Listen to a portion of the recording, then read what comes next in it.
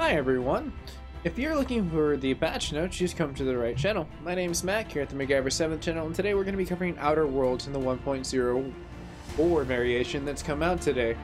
Now, looking at past what they're going to be adding, there's some nice little freaking highlights that you can get into adjusting the UI inside of the text, but let's go ahead and pull up what I was able to get on my console.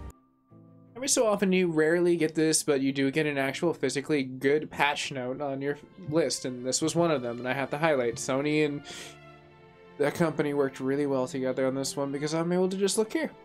And you guys and gals get to get the news. And the update in the font colors and they're improving the visuals on top of the NPC corpses remaining inactive, even when they were having no items to loot, which they kind of interlude into a little bit more later on down in the patch. For as far as the wide ultra screen monitors finally making the list, that's nice to see that that's starting to be more accepted inside of today's. We want to see that. We want our whole peripheral to kind of be pixely tantalized. It's kind of cool.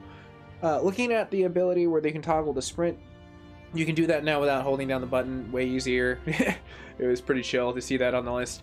The added functionality for as far as the beacons and the inactive quests for as far as viewing the maps, those also made the list. On top of the options for the HUD and the reticles when only aiming down the weapon's sight. The fixed issue were the extra paranoid flaws and the debuff became permanently after fast traveling into a restricted area. The improvements for the qualities for as far as the killing manatee queens. And the fixed issue where the corpses would consume the Adreno from their inventory, increasing the rate of the casual clothing item drops in the containers and the townie NPCs. So those were situations that definitely got into there, and as we can kind of take a little bit closer look, you can see that this list is pretty decadent as we come down to the issues where they fix supernova effect being removed in the entering conversations. On top of that, for as far as the encumbrance not working correctly within the confined perks, and the issues where the players could come immune to the melee damage after dodging the Rapidon split. That's pretty cool, actually. You should have kept that. That was a great exploit. That wasn't a bug. But I guess for them it is. But anyways, moving on past that, where the level 40 inspiration unlock not working correctly after the level transitions. The fixed issues where the players could speak a ADA if they nearly got down to the end of that game without coming to the companions. Huh, how interesting. On top of that situation, for as far as what goes down into the settings in the invert for the x-axis, the formatting issues were the colons inside of the French locations, so we definitely have a situation where a lot more issues have been polished out, and as you see, a little bit more issues for the Japanese and the Chinese characters on the display screen correctly going on top of the Korean language.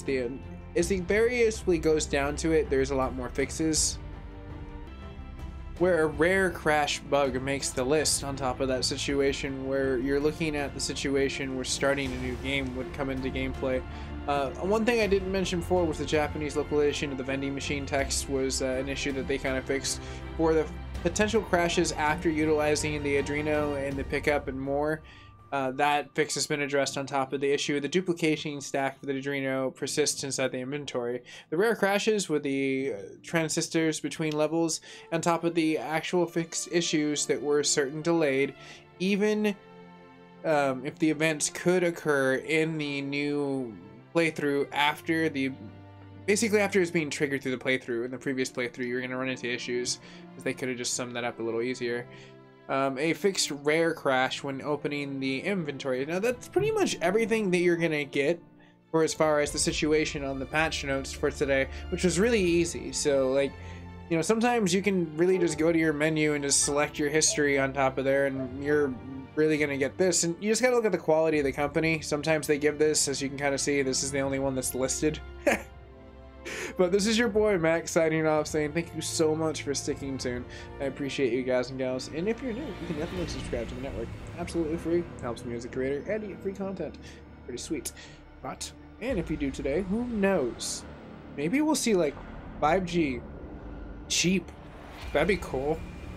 I would buy that and then unbox that, and then you guys and gals will get to see that.